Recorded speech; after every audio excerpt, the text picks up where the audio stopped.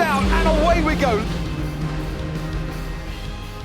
Welcome back, everybody, to Formula One True North, the Canadian Formula One podcast. We are here with the boys. We got Tomas and we got Ed. Our buddy Walker is still MIA, but he will be back with us next week to, I guess, kind of get into the end of the summer break, right? We're looking forward to Zandvoort and so let's get right into it. We have some off-season stuff to talk about. One of the big ones is Mr. Adrian Newey leaving Red Bull, which was confirmed earlier on in the season. But we have a little bit more news, I guess, speculation-ish on where he's going to be going. And all signs point to Papa Stroll adopting him into the Aston Martin fold. So let me ask you guys, what do you think about this and him picking Aston Martin over top of the likes of Williams, where he came from, over the top of McLaren, which looks like they're on a good trajectory, or somewhere like Ferrari, which is, most would call one of the pinnacles of motorsport, especially in Formula One, paired with Lewis Hamilton, right? What about a dream team there? So let me get you guys' thoughts on where you think Adrian Newey is going and why you think he's going there. Thomas, what do you got, baby? I honestly think Aston Martin is going to be his next home per se.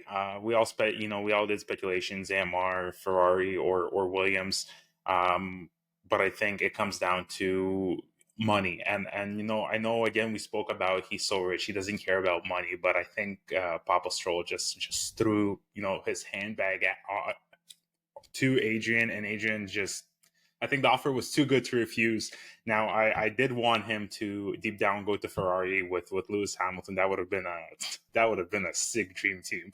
But I think this is going to be very, very interesting outcome as well.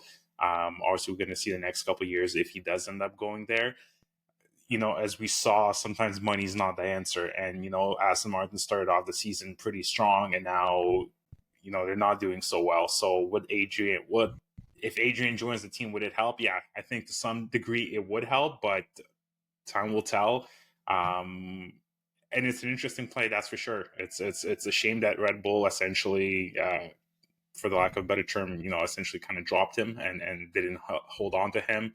Obviously, that's a whole nother story, but it's going to be a very interesting season if he goes to Aston Martin, and we'll see what Aston Martin can do with him. So, Thomas, you said that Aston Martin and Adrian Newey seem like a good duo going forward. Now, do you think that it was because Red Bull lost him, or do you think that Red Bull was just no longer interesting to Adrian Newey? I think he seems like, at least in my opinion, the type of guy that he goes somewhere, he has a mission, he succeeds, and then moves on. I'm not sure if Red Bull wasn't able to hold on to him, or whether Adrian Newey was just onto a new adventure because he'd done all the success that he needed to at Red Bull. What do you think about that, Ed?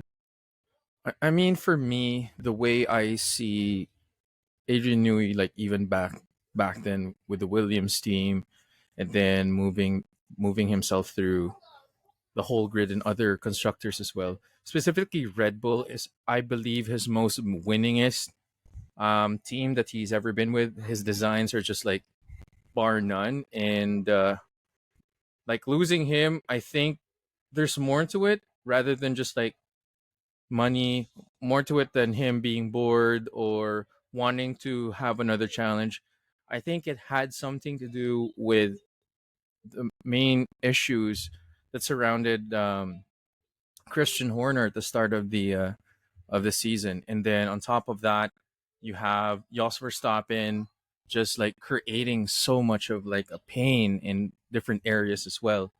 And I mean, if you're a guy that's well known in terms of what he can do, and if he has options for different companies, different teams, I myself would jump at that opportunity to do that, because I believe that it's a way for him to kind of free air, just like any other race car driver. Free air is always king, and he's able to be a little bit more free in terms of what he designs and what he can do. I'm all for that. So I don't fault him for wanting to move. But the thing is, for AMR, I don't know. They haven't been really performing. I mean, they are going to get a new engine. Like Papa Stroll is definitely throwing so much money into this team. I think he's really wanting to have Lance go into the sunset and have his championship. But I don't think it's a good fit personally. Like I think money wise, business wise, I think it is because of the money and the opportunity. But like it just doesn't feel right personally.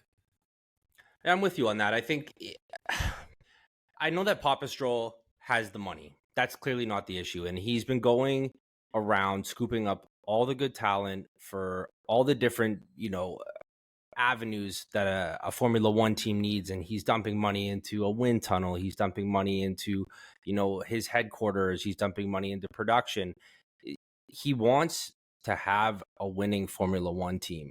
And in order for that to happen, Adrian Newey has proved himself time and time again that, he's an integral part of that. And I think scooping him is a good play for Aston Martin's sake, but also for Adrian Newey. I think going somewhere like Aston Martin that has a budget, that has somebody up top who wants to win at all costs, literally costs, and he's okay with being somewhere that has a driver in someone like Fernando Alonso who can give him some of that feedback, and also somebody who might be a little bit more amateur in terms of talent and ability, like Lance Stroll, and is able to kind of go and make a car for both of those guys. Like I think this is just enough challenge for Adrian to make this attractive. Obviously, the offer in terms of money is concerned, that's going to be huge, right? So like this guy's just banking on, if he does another 4 years with Aston Martin, I think it was like a four, for all the speculation, obviously, but I think it was an offer like 400 million pounds or something over the next 4 years. Like who's getting paid 100 million? This is ridiculous. Like he's just making like more money than the drivers. But what Aston Martin's going to be left with at the end is a car, a winning car. And he's going to put them on the right trajectory, I think, in order to make Aston Martin a championship fighting team, because they have everything else right now. They just need someone who can push them kind of like that last 10 meters, right? So I don't know. Yeah, I think it's a good pickup for Aston Martin if that's what happens. I would love a last minute change up or something. He's like, nah, just kidding. I'm gonna go to Williams for $50 a year. You know what I mean? Just like fuck you to everybody. Like it wasn't about the money. I just wanted the challenge. But I'm interested to see where he's gonna go. That being said, people, where they're going. Let's talk about the drivers. And we've had the last couple chips fall. I think we're going to have a better idea about what that 2025 driver lineup looks like. Let's review right now. So in Red Bull, we now have guaranteed Max Verstappen and Checo Perez, at least until the Mexican Grand Prix. Who knows what's going to happen after that? At Mercedes, it's not guaranteed yet, but we got George Russell and Kimi Antonelli. At Ferrari, we got Charles Leclerc and our homeboy Lewis Hamilton. McLaren, we got Oscar Piastri and Lando Norris. Aston Martin, we got Fernando Alonso and Lance Stroll. Alpine, we got Pierre Gasly. And do you think Jack Doohan's going in there? I think he's going to go in there. I think that's going to be the play for him. At Williams, we got Alex Albon and Carlos Sainz. Red Bull, or I guess VCARB, as of right now, we got Yuki Tsunoda and Danny Rick. And then at the F1 stake Sauber-ish team, we got Nico Hulkenberg. That one's kind of the last remaining seat. And at Haas, we got Esteban Ocon and Ollie Behrman. So like that's a quick what's left, but there's not a lot of room. In my opinion, I think the only seat left over is Bottas. And I don't know where he's going. What are you guys' thoughts on that? So as I read it somewhere actually a couple of days ago, as much he's with stake right now, obviously. But when Audi is picking up where stake is left, he is basically the best, the most experienced driver that's left on the grid. It does not make sense not to take him. Like, I think they would be very, very foolish if they go with a rookie or someone, from F2 or one of the reserves or whatever the case is, because that's going to be their ultimate downfall. Bottas is the right choice for this. If they had a troublesome start to the season with all their problems like the wheel nuts and whatnot, It seems like they got their shit together or starting to get their shit together, and that's it. Bottas is the only choice in my opinion. I don't see anyone else going there, and if someone else goes there, I think they're going to shoot themselves in the foot, and there's going to be nothing left to save of that team. Ed, what do you got? I mean, I'm with you there because I think out of everyone else, I don't know if they want to bring in new drivers, new team, and they're not gonna have any new stuff for 2025. And if that were the case, you want some stability. You have Nico Hulkenberg and Valtteri Bottas in the same team. I mean, if Nico can pull off all of the stops for Haas to kind of like perform, maybe that's why they pulled him into Audi. Definitely Bottas is the next. My point of view is should be the next best, if not the only option that they would have right now. Because Alpine, we don't know what's going to happen to that, and we'll talk about that a little bit more later. But RB, I don't know what's going to happen with Daniel Ricciardo because like everything is now just like closed in front of him. I don't know if he's even going to have a seat after this year. So it'll really depend on how things pan out after the first two races, after the break, and then we'll go from there. But yeah, as of right now, the lineup's looking really good. But I do want to like really check out the final teams, like specifically in Mercedes, who are they actually bringing in? I mean, and we know it's not Sainz anymore. So is it Kimi? Is it going to be another driver? Going to be out of the woodwork? We'll never know. So I'm looking forward to Mercedes finally making a decision, and also within Alpine as well. I think Mercedes has made that decision. I just don't think they've made the announcement yet. I can't even think of another driver that's in the world. Mick Schumacher? Mick Schumacher. Yeah, Mick was the only guy I could think of. I don't think that's happening. I don't think that's the future of Mercedes, and I just can't imagine that happening.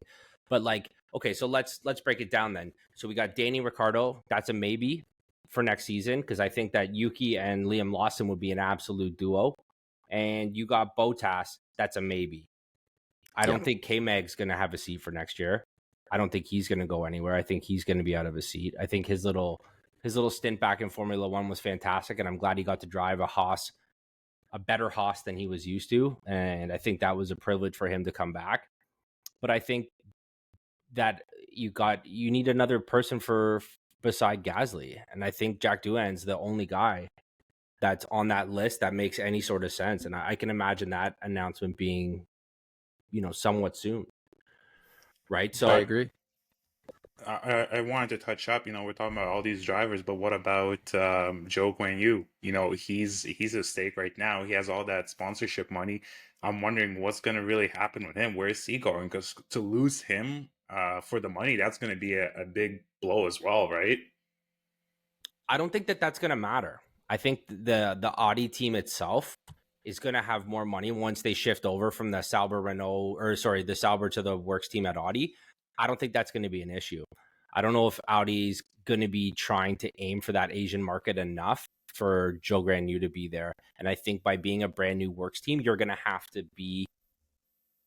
have butts in those seats that know how to drive and have a win under their belt, let alone a dozen wins or almost a dozen wins like somebody like Bottas. That's where I think the play lands. As far as I'm concerned, if I were there, I would be shooting for as many sure things. And I think picking up Nico Hulkenberg was an absolutely stellar call on there, especially early, because I'm sure they got him for a lot cheaper than they could have, right? If they waited and then, their options would have ran out. And, I'm pretty sure they probably gunned for somebody like Carlos Sainz too. And Carlos just was not in a position to be making a long shot call on a works team where somebody like, Nico Hulkenberg is just blessed to have a seat and an opportunity like that. And I think Bottas kind of rounding out the end of his career at this point is going to be a second smart play because you got two.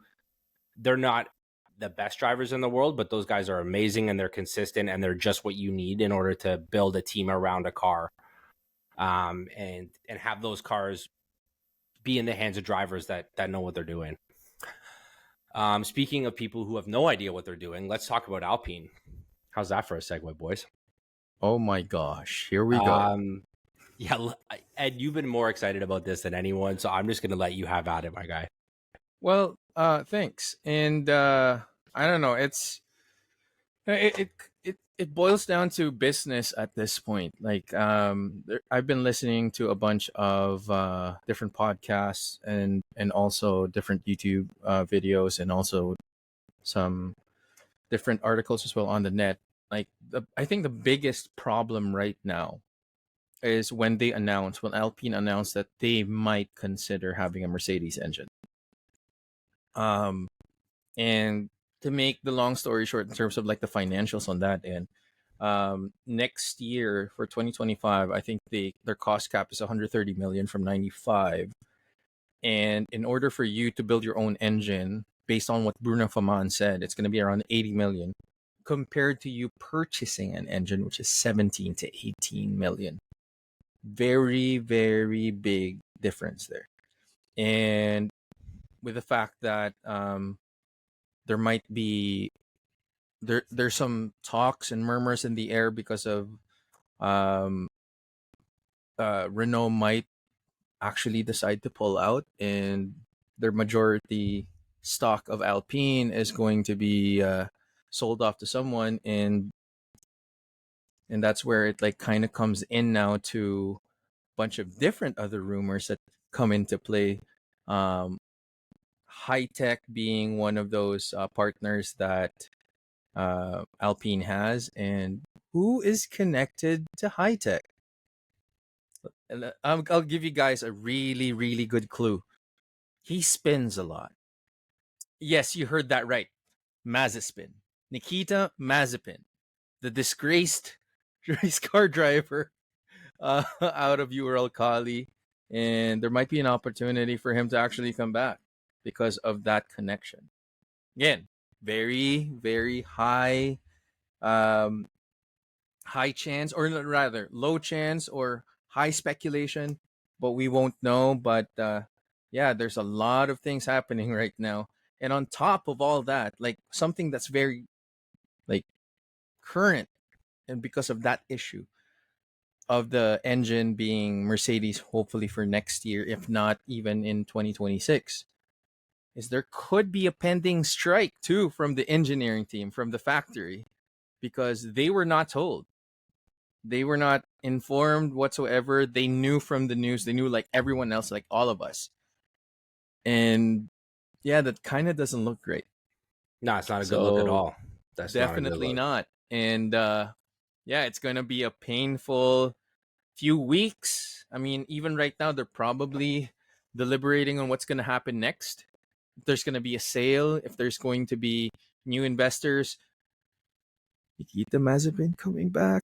I don't know. We already have Stroll. That's enough. So from what I heard, I want to touch on a couple of those points because I think you're right. I think, at least from my perspective, at least from what I'm been reading as most recent, that the engine part is not a negotiable anymore. I think the engine part is like set in stone, that Renault is going to be pulling out, and that they will be buying and be a purchaser versus a works team. And if they're going to be a consumer and be buying a Mercedes engine, these parts are starting to fall into place, especially with the majority sale of Renault or Alpine out of Renault. And I think this is looking like all the parts of a sale. Like, I think Alpine might get sold. And now, is this an opportunity for somebody like Cadillac Andretti to jump in? Because they were begging to get in, but they've shown no interest at all. But you know what? If I was going to be buying an F1 team, I wouldn't want to look like I was super excited about it either. I would probably play the hard to get card, you know what I mean, in the negotiations.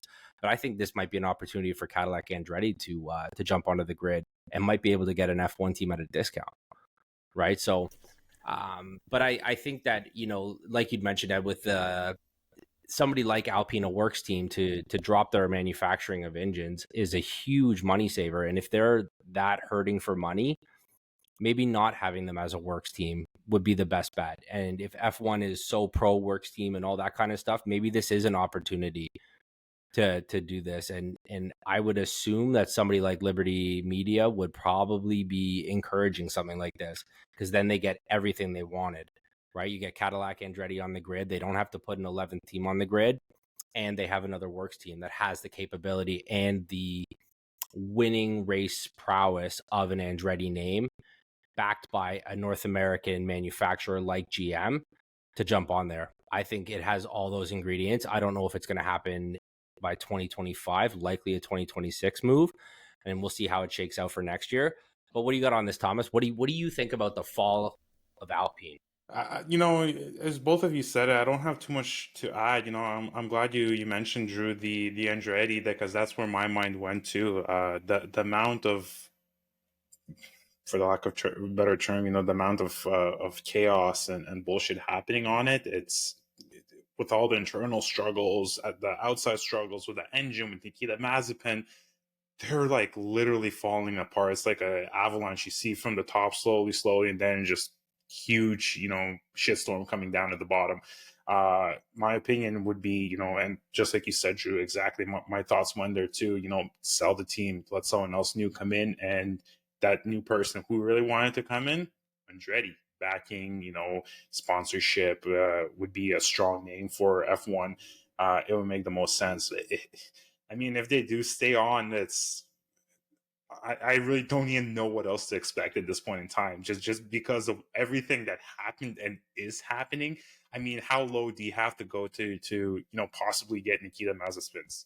That's just it boggles my mind. I hope that's just a rumor. It's not going to happen, or it won't happen. But yeah, not a good look, and don't know what else to expect from them at this point in time. Just every day it's a surprise coming from them, like something new, and clearly not just to us, but to their works team as well, to the factory workers as well. Finding out the same way through a news outlet, not through management, what might happen. So it's insane. It's insane the amount of miscommunications and secrecy surrounding that team and what's happening there. So with this Flavio, what's his name? Flavio Briatore. Yeah. With this dude coming back, what do you think that holds for the future of Alpine? Like, this guy was a disgraced Formula One exec from before. Why do you think that he's not only A, been allowed back into Formula One, or B, what benefit does Alpine think that he holds within him to bring someone like that back? There has to be some intrinsic value in a guy like that in order to bring back a guy with a big scarlet letter on his vest. Making those nasty decisions, making those like very tongue-in-cheek, very borderline edge decisions. And Like, even if they it's brought him like, in to be the bad guy, like they needed a villain. 100%. Why do you think Bruno Faman left? And they brought in Oliver Oakes. Bruno Faman said in the podcast, The Race, that one of the key reasons why he left is that Briatore and himself do not have the same vision of the team. And at that point, he was like, I'm done. Then Briatore brings in Oliver Oakes. That's it. Like, whatever Bruno Faman was trying to build out this year definitely wasn't working. I think he was actually sacked, and he's not just leaving. And bringing in Briatore, like the person that he is, the personality that he is, and the experience that he brings with him too. Like, even if he is disgraced, like, he was one of the reasons why Renault back then with Fernando Alonso was like they were a winning team because of him. Like, he was just like pushing everyone to kind of like get that winning mentality, and I believe that that's what Alpine brought him in for. And at this point, like, I'm only just looking for other things that they're going to do. And as you said earlier, Tomas, like, there's a low point. If Mazepin might actually come back, I mean, they brought back Briatore. There's a possibility they could bring him back too. I mean, Nikita Mazepin. So if it's all about money, his dad's all about that too. He's a little Papa Stroll in the making. Oh no, that's the last thing we need. So what about this Briatore guy? So let's bring us through a little history lesson for everybody that doesn't know what this guy's been up to. Ed, can you speak on that? Well, with Flavio Briatore, I can't really speak down to like volumes because there's a lot of things that I haven't done research on him. The only thing that I have so far that I've looked into is that he's making a shakeup of everything. He was also, helpful in kind of like looking at Mercedes as a another option as an engine for the team. So I think from my point of view, it's more business than anything else. And him just kind of like coming in, you don't want this. We want the team to perform. Our engine's not doing well. Our design's not doing well. Let's see what's a winning formula. And Mercedes kind of there right now, and they're going to be on the cheaper end compared to possibly Red Bull having their own engine for 2026. Ferrari's definitely doesn't look like the greatest right now. I mean, it kind of shows for the other teams as well. Stake Sauber at that point, like they're down, and then the actual Ferrari team is not doing that great either. And you have the other engines, like Renault is not there, so the best opportunity for them to run right now is definitely the Mercedes engine. So with Briatore coming in, like I'm only worried if there's going to be other different factors that that could like mimic what had happened um, with the Crashgate scandal, wherein Nelson Piquet Jr. deliberately, allegedly, deliberately crashed the race. I forgot what race it was in order for Alonso to get more points and be able to win the championship. So it's very sketchy at this point, and I don't know what Alpine is doing, and it's getting to that point wherein if they can see Stroll doing all of this, why can't they do it? That's kind of like what I'm seeing. It's all about a business decision at this point. So, does Formula One have a new villain? Do you think him coming back to Possible. the grid, being in the paddock, do you think he's going to be the guy that people just love to hate? Because we need one of those. You always need a bad guy. I think he's going to be revenge season. He's going to be He's able going to to come back. It's going to be revenge season for Flavio Briatore. He's like, you guys kicked me out. I'm back. Good for him. I like that. I like that about him. Basically, correct me if I'm wrong, but the way, Drew, you asked how was he able to come back to F1? And from what I read, I think there was a loophole where he's not like officially part of the team, but like a consultant of some sort. So I think that's how he was able to come back. But as Ed said, man, like it's kind of funny if he's gonna come in and he's like gonna be like essentially, hey, I'm back, and everyone can suck it, and as you said, it's gonna be a willing of the paddock, and but then again, who knows? He might not pull the same strategy, although I don't see that happening. He's probably gonna do the same, but benefit of the doubt, maybe he changed, maybe he has new tactics, maybe he's gonna play nice. But again, time will tell. All right. Well, I'm pumped. I'm actually a little bit excited about him coming back because Alpine, if they needed anything, they needed a shakeup. They needed something new that was going on because whatever they were doing wasn't working. And I know you got Pierre Gasly and Ocon's over at Haas now, but you got a couple of these drivers for the rest of the year. Use it. I think Jack Doohan coming in is a good call. I think he's a very solid driver. Do I think he's a future champion? I don't think so. But I think he's a good driver, and I think he's what Alpine needs as a rebuild, if that's what their plan is. And if it ends up being taken over by somebody else, I think Jack Doohan will be a good person for somebody to buy in terms of putting a butt in that seat to make a comeback, especially as a works team if Cadillac Andretti ends up coming in to do that. I'm just looking forward to the summer break to be over and then back into racing at this point. Hasn't it felt like a lifetime? Yes, I think that's all of us. All of us want the summer break to be over and watch again, or have our ritual Sunday mornings or afternoons and watch F1. Yeah, the weekends just are not the same. That's for sure. No, it's not. It's not. But we always have to do it. If you haven't yet, please like, subscribe, rate, we're on all the socials. Join us on Instagram. Jump in the Discord. The link's going to be in the show notes. Discord's a lot of fun. But we got our Instagram, TikTok. Check out the YouTube channel. If you guys are watching this on YouTube, awesome. We appreciate it. Don't forget to like and subscribe. It goes a long way with the algorithm and to help us get some videos out there. So we appreciate it. Boys, that's it.